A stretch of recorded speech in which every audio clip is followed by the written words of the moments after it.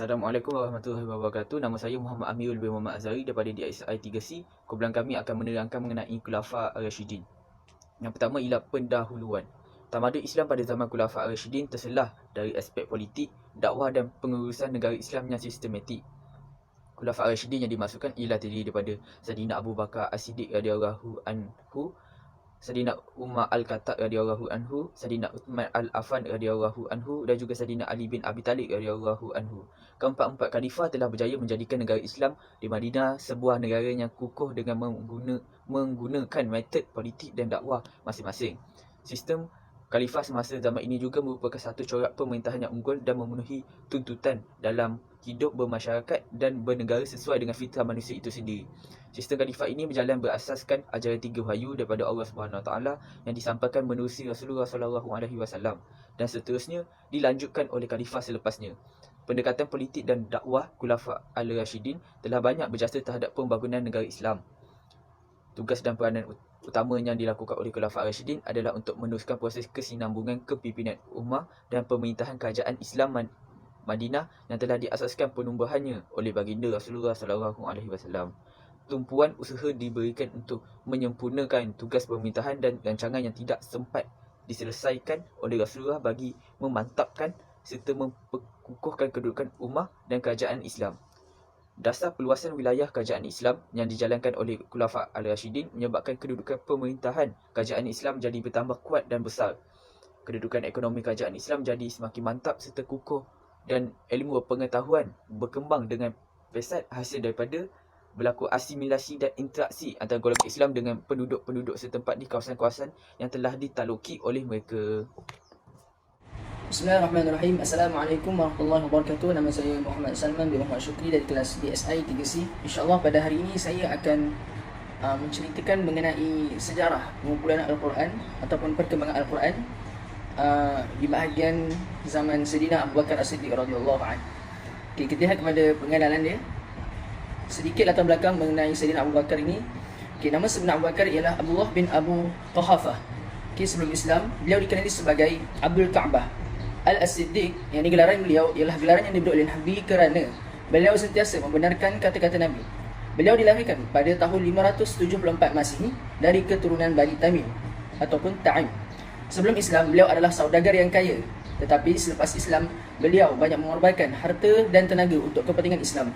Melalui usaha beliau, beberapa orang sahabat telah berjaya diislamkan, termasuklah Uthman bin Affan, Zubair Al-Awwam, Abdul Rahman bin Auf dan sebagainya. Ketika orang Islam sibuk dengan pengebumian Nabi, orang-orang Ansar telah berkumpul di Saqifah Bani Saidah bagi melantik Sa'ad bin Ubaidah, yakni ketua puak Bani Khazraj, sebagai khalifah. Apabila hal ini diketahui oleh Abu Bakar, beliau bersama-sama Umar dan Abu Ubaidah Al-Jarrah telah pergi ke sana. Abu Bakar menerangkan bahawa jawatan khalifah sepatutnya diberi kepada keturunan Quraisy kerana Quraisy sangat berpengaruh. Oleh itu beliau mencadangkan supaya sama ada Umar Al-Khattab atau Abu Ubaidah dipilih. Umar sebaliknya telah mencadangkan supaya Abu Bakar sahaja dipilih memandangkan kelebihan yang dimilikinya. Umar telah membayangkan Abu Bakar diikuti Abu Ubaidah dan seterusnya orang-orang yang ada dalam perhimpunan tersebut. Keesokan harinya Abu Bakar terus menerima baiat dari orang ramai di Masjid Nabi. Abu Bakar kemudiannya telah membuat ucapan di antara yang lain menyebutkan bahawa umat Islam wajib mentaatinya selagi beliau masih mentaati Allah Subhanahu Wa Taala. Sekiranya beliau melakukan kesalahan adalah menjadi tanggungjawab semua orang untuk membetulkannya. Beliau telah menggalakkan umat Islam untuk melakukan perkara yang baik dan meninggalkan perkara-perkara yang mungkar. Okey, seterusnya kita lihat kepada sumbangan beliau. Selepas kewafatan Rasulullah sallallahu alaihi wasallam, para sahabat telah melantik Sayyidina Abu Bakar As-Siddiq radhiyallahu anhu untuk menjadi khalifah yang pertama. Pada zaman Sayyidina Abu Bakar As-Siddiq telah berlakunya beberapa peperangan, antaranya ialah peperangan Al-Yamamah yang berlaku pada tahun 11 Hijrah. Dalam peperangan tersebut, ramai tentera Islam yang terdiri daripada golongan Hufaz, yakni orang yang menghafaz Al-Quran, telah gugur mati syahid di medan pertempuran. Sejarah telah mencatatkan sehingga 700 orang yang menghafaz Al-Quran telah gugur syahid dalam peperangan tersebut. Peristiwa berkenaan telah mendorong Sayyidina Umar bin Al-Khattab radhiyallahu anhu beberapa kali mencadangkan kepada Khalifah Abu Bakar As-Siddiq supaya diadakan usaha pengumpulan Al-Quran kerana dibimbangi Al-Quran akan terhapus dengan sebab ramai Al-Qurra, yakni para hufaz yang gugur syahid. Pada mulanya, Khalifah Abu Bakar tidak bersetuju kerana baginda Rasulullah SAW tidak berbuat sedemikian. Tetapi akhirnya, Khalifah Abu Bakar As-Siddiq bersetuju dengan cadangan tersebut dan memberikan amanah tersebut kepada seorang sahabat yang bernama Sayyidina Zaid bin Thabit radhiyallahu anhu untuk menyalin Al-Quran yang telah ditulis dan dihafaz pada zaman Rasulullah SAW, dan juga dibantu oleh beberapa orang sahabat yang lain. Melalui usaha tersebut, maka terbentuklah Al-Quran yang pertama dalam bentuk lembaran mushaf. Setelah Sayyidina Abu Bakar As-Siddiq radhiyallahu anhu wafat, mushaf tersebut telah disimpan di rumah Sayyidina Umar bin Al-Khattab radhiyallahu anhu, dan apabila Sayyidina Umar Al-Khattab radhiyallahu anhu wafat, lembaran mushaf itu telah disimpan pula oleh Ummu Al-Mukminin, yakni Sayyidatina Hafsah binti Umar Al-Khattab radhiyallahu anhu, yang merupakan anak kepada Sayyidina Umar. Sekian, itu sahaja daripada saya. Assalamualaikum warahmatullahi wabarakatuh. Nama saya Muhammad Zulhalmi bin Isa daripada kelas DSI 3C. Saya akan menerangkan sedikit mengenai penyebaran pendidikan Al-Quran zaman Umar Al-Khattab. Okey. Seperti mana kita semua sedia maklum, antara semua terbesar Khalifah Umar Al-Khattab ialah mencadangkan agar Al-Quran dikumpul dan ditulis semula kepada Khalifah Abu Bakar As-Siddiq, iaitu Khalifah Ar-Rasyidin yang pertama. Namun cadangan tersebut ditolak disebabkan Rasulullah SAW tidak pernah menyuruh ditulis semula ayat suci Al-Quran. Namun begitu, selama kelamaan, Khalifah Abu Bakar As-Siddiq mula terbuka hati untuk menerima cadangan tersebut dan memerintahkan agar Zaid bin Sabit mengumpul dan menulis semula ayat-ayat suci Al-Quran. Itu menunjukkan bahawa cadangan Sayyidina Umar Al-Khattab adalah satu cadangan yang relevan. Okey, yang seterusnya ialah iaitu selepas lama kelamaan, setelah Al-Quran menjadi kumpul namun tidak sempurna sepenuhnya. Tetapi selepas itu pula Sayyidina Abu Bakar As-Siddiq meninggal dunia, dan maka dengan itu mushaf yang disimpan oleh beliau sebelum ini diserahkan kepada Sayyidina Umar, iaitu Khalifah Ar-Rasyidin yang kedua. Dan selepas Khalifah Umar Al-Khattab meninggal dunia, diserahkan kepada anaknya yang juga isteri Rasulullah SAW, iaitu Hafsah binti Umar. Okey, walau bagaimanapun terdapat banyak transformasi yang beliau berjaya lakukan dalam perkembangan Al-Quran ketika zaman pemerintahannya dengan menyebar luaskan Al-Quran ke seluruh tanah jajahan Islam pada ketika itu. Okey, apa yang transformasi yang beliau berjaya lakukan? Yang pertamanya ialah menjadikan bahasa Arab sebagai bahasa rasmi dalam sesebuah negara. Keduanya, menyusun ilmu nahu. Dan yang ketiga, penubuhan kutab-kutab dan masjid untuk dijadikan pusat pendidikan bagi mengajarkan cara-cara menulis serta menghafal ilmu Al-Quran dan sebagainya. Okey, persoalan kutab tu apa dia? Kutab itu adalah pusat pendidikan bagi mengajarkan cara-cara menulis dan menghafal ilmu Al-Quran dan sebagainya. Itulah maksud untuk kutab. Tetapi untuk pengajaran menulis dan menghafal ini bukan sahaja di kutab, ataupun senang cakap pada zaman sekarang ini dikenali sebagai sekolah, tetapi ia turut diajar di masjid juga. Okey, yang seterusnya adalah mengapa sistem kutab ini diperkenalkan? Ia bagi meneruskan dakwah baginda Rasulullah SAW dengan pendekatan yang lebih sistematik dan menyeluruh. Dan sistem ini dikenal, dan hasilnya pada zaman kegemilangan Islam pada sekitar tahun 1066 Masihi, sekolah-sekolah rendah atau kutab telah tersebar dengan luasnya di seluruh negeri Islam. Okey, itulah hasil bagi pengenalan sistem kutab ataupun sekolah rendah ataupun sekolah pendidikan rendah untuk membaca dan untuk menulis dan juga menghafal. Okey, yang seterusnya ialah sistem pendidikan di kutab. Okey, apakah sistem pendidikan di kutab? Okey, sistem pendidikan di kutab ini yang pertamanya adalah membaca dan menulis Al-Quran. Pembelajaran ini lebih tertumpu kepada kemahiran seseorang pelajar dalam menulis dan menghafal Al-Quran. Sekiranya terdapat kesalahan, maka guru yang mengajar akan membetulkannya. Dan jika pelajar tersebut hafal dengan fasih, mereka akan datang semula kepada guru dan menghafalkannya atau tasbih semula kepada guru tersebut, ataupun tasbih yang baharu kepada guru tersebut. Okey. Dan jika tiada kesalahan, maka ayat-ayat itu dipadam dan ditulis ayat baru untuk dihafal. Okey. Dan seterusnya ialah setelah tamatnya pengajian di kutab ataupun di sekolah rendah, mereka akan menyambung pengajian di peringkat yang tinggi, iaitu di masjid. Okey, antara ilmu yang dipelajari di masjid ialah hukum-hukum agama, prinsip-prinsip Islam dan akidah, bahasa Arab, nahwu, balaghah dan sebagainya. Itu bagi pendidikan di masjid ataupun kalau sekarang dikenali sebagai sekolah menengah. Okey, yang akhir sekali ialah sistem metodologi. Okey, sistem metodologi ini terbahagi kepada 3 kategori. Yang pertamanya adalah melafazkan. Okey, melafazkan ini kaedahnya ialah masih mengikut kebiasaan para sahabat yang terdahulu apabila menghafal Al-Quran. dan hadis bersama Nabi Muhammad SAW. Okey, metodologi ini dikatakan masih relevan pada masa itu biarpun ia pernah dipraktikkan atau diamalkan sejak zaman Rasulullah lagi. Yang seterusnya ialah mencatat. Okey, metodologi ini mengikut kaedah para sahabat ketika mana Nabi Muhammad SAW menyampaikan wahyu dan para sahabat mencatatkannya. Ia berlandaskan hadis Rasulullah SAW iaitu janganlah kalian tulis iaitu daripada diriwayatkan daripada Imam Muslim dari Abu Sa'id Al-Khudri radhiyallahu anhu iaitu bahawasanya Rasulullah SAW bersabda, janganlah kalian tulis sesuatu dariku dan barang siapa yang telah menulis dariku selain Al-Quran hendaklah dihapus. Okey, seterusnya terdapat juga beberapa sahabat di mana hadis mereka turut ditulis oleh para pelajar. Iaitu hadis daripada Abu Hurairah, daripada Ibn Umar, Anas Ibn Malik, Ibn Abbas dan ramai lagi. Okay. Yang seterusnya, yang ketiga, yang terakhir bagi sistem pendidikan di Kutab ialah mempraktikkan. Okey, ini mengikut kebiasaan Khulafa Ar-Rasyidin yang begitu mahir dalam setiap ilmu yang mereka kuasai, baik dari segi teori maupun praktikal. Mereka memastikan apa yang mereka pelajari bukan hanya teori, tetapi teori itu dihayati dan difahami dengan baik. Kemudian ilmu itu diamalkan mengikut sunnah.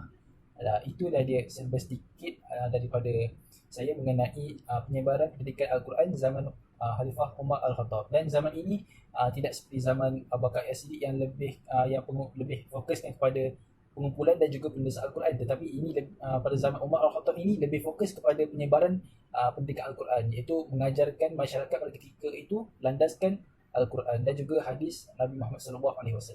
Okay, itu sahaja daripada saya. Wabillahi taufiq wal hidayah. Assalamualaikum warahmatullahi wabarakatuh. Bismillahirrahmanirrahim. Assalamualaikum warahmatullahi wabarakatuh. Nama saya Muhammad Nabil bin Muhammad Al-Mizan dari kelas DSI 3C. Saya akan menerangkan tentang perkembangan Al-Quran Khalifah Ar-Rasyidin pada zaman Sayyidina Uthman bin Affan. Nama beliau adalah Uthman bin Affan bin Abu Al-As. Beliau dilahirkan pada tahun ke-6 Hijrah menurut tahun gajah. Usianya 5 tahun lebih muda daripada Rasulullah. Sayyidina Uthman juga dilahirkan dalam sebuah keluarga yang kaya dan amat berpengaruh dalam suku kaum Quraisy. Ibunya bernama Arwah binti Quraisy bin Rabi'ah. Pertalian darah di antara beliau dan Rasulullah dinasabkan kepada moyang mereka iaitu Abdul Manaf. Sayyidina Uthman juga merupakan seorang yang berkepribadian yang baik bahkan sebelum memeluk Islam. Sayyidina Uthman juga menjadi khalifah yang ketiga pada 644 Masihi bersamaan 23 Hijrah. Pemerintahannya bertahan selama 12 tahun pada waktu itu juga. Sayyidina Uthman mendapat gelaran Zunnurain kerana memperistirikan dua puteri Rasulullah.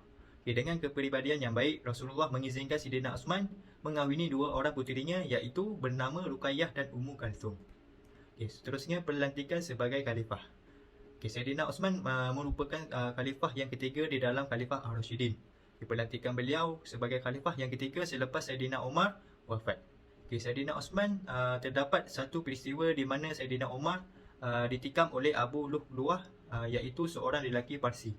Pada ketika itu, Sayyidina Umar Al-Khattab membuka matanya selepas tersedar daripada pingsan. Dia cuba bangun tapi tidak terdaya sehingga menyebabkan darah mengalir tidak berhenti. Seorang tabib datang datang bagi memberikan rawatan. Dia memeriksa tikaman pada tubuh Umar Al-Khattab. Luka dialami Sayyidina Umar sangat parah kerana ditikam dengan pisau bermata dua. Pisau itu juga disapu dengan racun. Itu adalah peristiwa ketika pelantikan Khalifah Uthman bin Affan. Seterusnya penulisan Al-Quran pada zaman Uthman bin Affan. Semasa zaman pemerintahan Uthman bin Affan, Islam telah tersebar luas ke banyak tempat. Para sahabat yang mengajar dan menghafazkan Al-Quran kepada umat Islam di seluruh rantau. Pada ketika itu, ada yang mengajar Al-Quran secara satu qiraat atau dua qiraat sahaja daripada 7 perbezaan bacaan iaitu qiraat yang dibenarkan oleh Rasulullah. Maka kelamaan timbullah kecelaruan dalam fahaman umat Islam tentang ilmu qiraat yang mana benar atau yang mana lebih atau ilmu qiraat yang lebih hebat. Antara faktor yang mendorong terkumpulnya Al-Quran pada ketika itu adalah pertama, wujudnya mazhab peribadi para sahabat, iaitu antara mazhab yang masyhur adalah mazhab Abdul Manaf bin mazhab Abdullah ibnu Mas'ad, mazhab Ubay bin Al-Ka'ab, mazhab Abu Musa Al-Ashri, mazhab Al-Miqdad bin Am dan lain-lain. Sesetengah mazhab peribadi ini ditambah dengan catatan mereka tentang maksud atau peringatan sesuatu ayat. Ada juga di antara mazhab itu yang terputus dan tidak lengkap susunan ayat-ayat dan atau surah-surahnya. Yang keduanya, perbezaan qiraat yang membawa pertikaian. Walaupun terdapat keringanan rukhsah dalam perbezaan cara bacaan Al-Quran, hal ini telah mencetuskan pertikaian di kalangan umat Islam selepas baginda Rasulullah wafat. Apabila mereka mempelajari satu jenis qiraat Al-Quran, masing-masing menganggap qiraat mereka sahajalah yang betul dan qiraat yang lain adalah salah. Hal ini hingga ke tahap kafir mengkafirkan sehingga menimbulkan persengketaan sesama mereka. Seterusnya, sumbangan Khalifah Uthman bin Affan. Beliau mengarahkan Al-Quran dibukukan dan disalin semula dalam mazhab rasmi yang dikenali sebagai mazhab Uthmani. Memelihara kesucian Al-Quran, iaitu Al-Quran adalah tertulis dalam bahasa Arab yang merupakan bahasa asing bagi jutaan yang memeluk Islam. Pada ketika itu, apabila mereka membaca mazhab Al-Quran, maka bacaan mereka menimbulkan kekeliruan dari sudut bacaan qiraah, ekoran tulisan dan salinan yang berbeza. Bagi mengelakkan Al-Quran ini tercemar dari sudut tulisan dan bacaan, maka Khalifah Uthman mengambil langkah memusnahkan salinan yang terdapat di Syria, Basrah, Kufah, Mesir dan lain-lain. Menetapkan mazhab yang terdapat di Madinah sahaja, diakui kesahihannya dan menjadi tumpuan dan rujukan bagi kaum muslimin seluruhnya. Itu saja perkongsian daripada saya. Sekian, terima kasih. Bismillahirrahmanirrahim. Assalamualaikum warahmatullahi wabarakatuh. Nama saya Muhammad Fikri bin Muhammad Rusdi daripada kelas DSI 3C. So hari ini saya akan membentangkan tajuk tugasan saya mengenai Saidina Ali bin Abi Talib. Yang pertama, bahagian pengenalan. Saidina Ali bin Abi Talib, seperti yang kalian semua ketahui, merupakan khalifah terakhir dalam tamadun Khulafa' Ar-Rasyidin, iaitu khalifah yang keempat. Beliau telah lahir pada tahun 602 Masihi, iaitu 10 tahun sebelum Nabi Muhammad SAW menjadi Rasul. Saidina Ali bin Abi Talib merupakan sepupu kepada Nabi Muhammad SAW. Ali bin Abi Talib ialah nama sebenar beliau dan beliau berasal daripada keturunan Bani Hashim, iaitu suku kaum ataupun dari keturunan Arab Quraisy.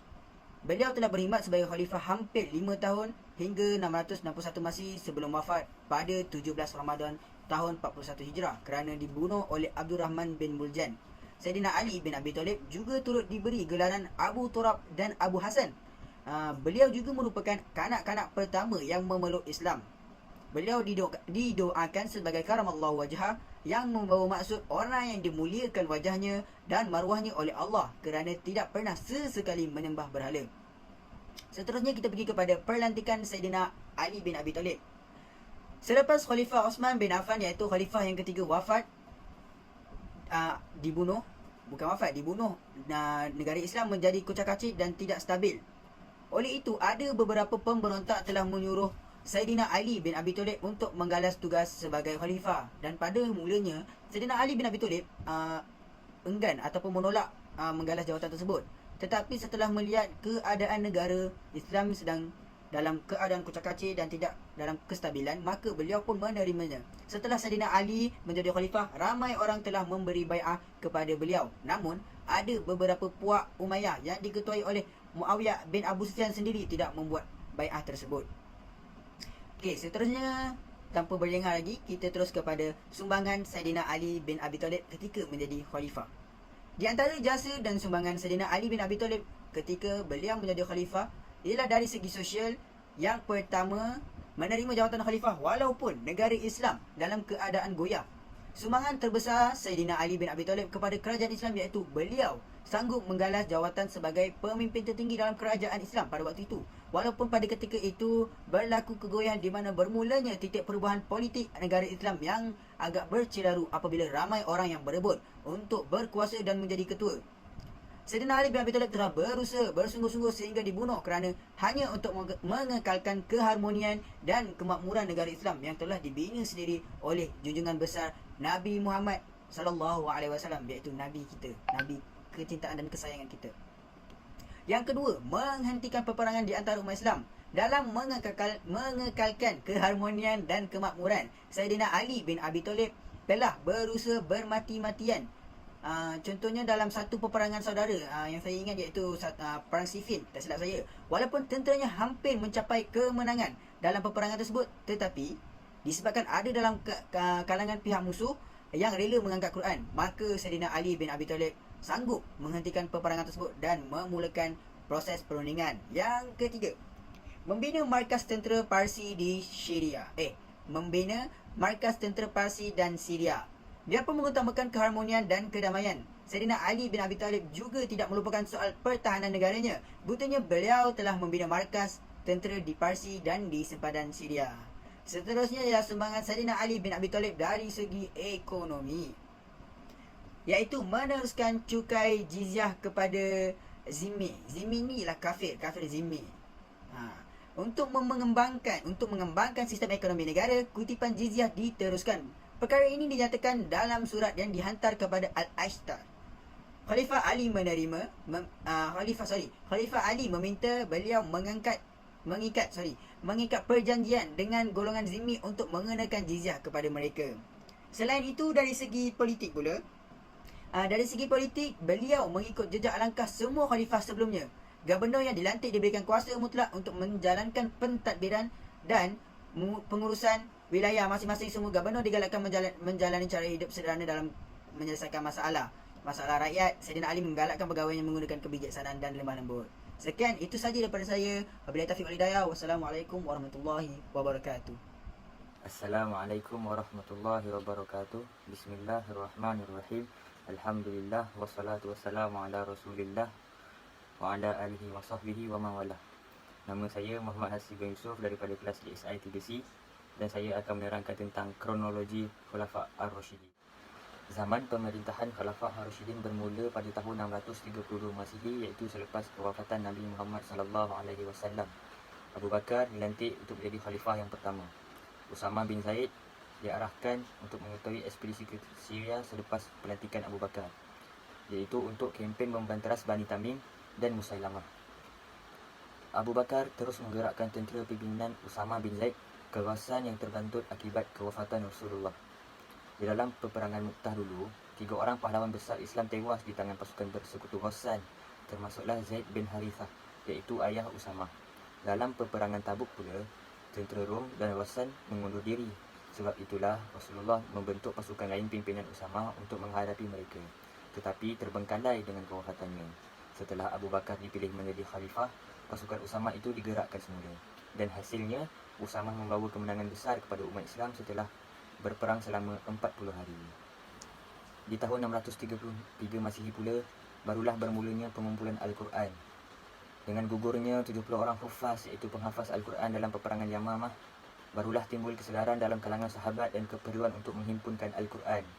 Atas cadangan Umar Al-Khattab yang disetujui oleh Abu Bakar, ditugaskanlah Zaid bin Thabit dalam melaksanakan usaha-usaha pembukuan Al-Quran. Demikianlah, selama setahun, baru Zaid bin Thabit dapat menyelesaikannya dengan cara menemui para hufaz serta dari catatan-catatan. Atas inisiatif Abu Bakar itulah Ali bin Abu Talib kemudiannya berkata, mudah-mudahan Allah mencucuri rahmat ke atas Abu Bakar sebagai orang pertama yang mengumpulkan kitab Allah di antara dua lu. Pada tahun 634 Masihi, Abu Bakar As-Siddiq telah wafat. Umar Al-Khattab pula dilantik menjadi khalifah. Bermulalah penaklukan Damsyik. Setelah itu, umat Islam dapat menawan kota Madain pada tahun 635 Masihi. Terdapat beberapa lagi kota yang dapat ditawan oleh orang Islam di bawah pimpinan Umar Al-Khattab seperti Syria, Mesopotamia dan Palestin pada tahun 636 Masihi. Seterusnya, umat Islam di zaman Umar Al-Khattab dapat menawan Mesir pada tahun 637 Masihi. Dan selepas itu, Baitul Maqdis pula dapat ditawan oleh umat Islam pada tahun 638 Masihi. Pada tahun 640 Masihi, kerajaan Islam Madinah telah memperkenalkan duit shilling Islam.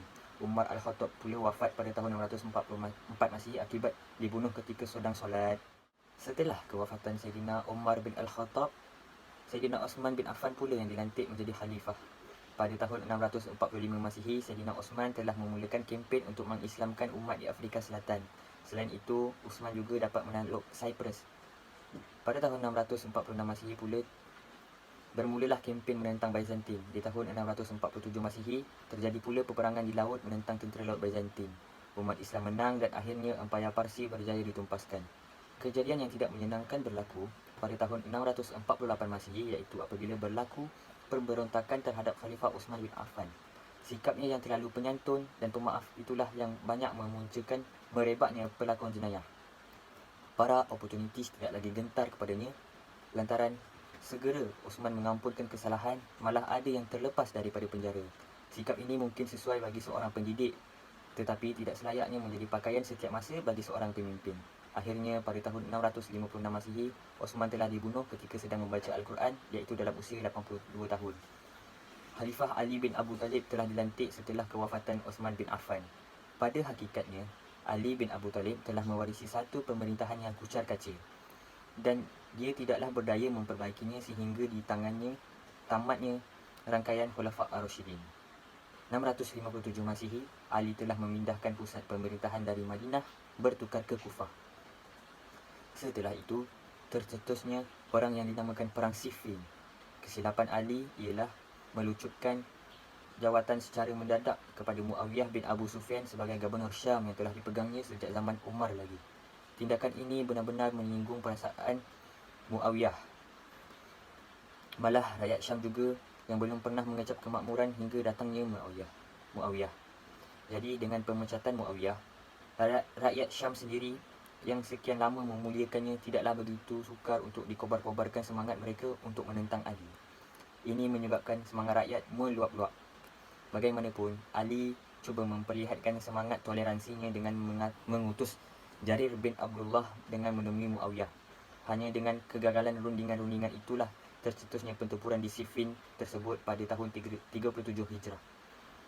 Pada tahun 659 Masihi, Saidina Ali dapat kembali menawan Hijaz dan Yaman daripada Muawiyah.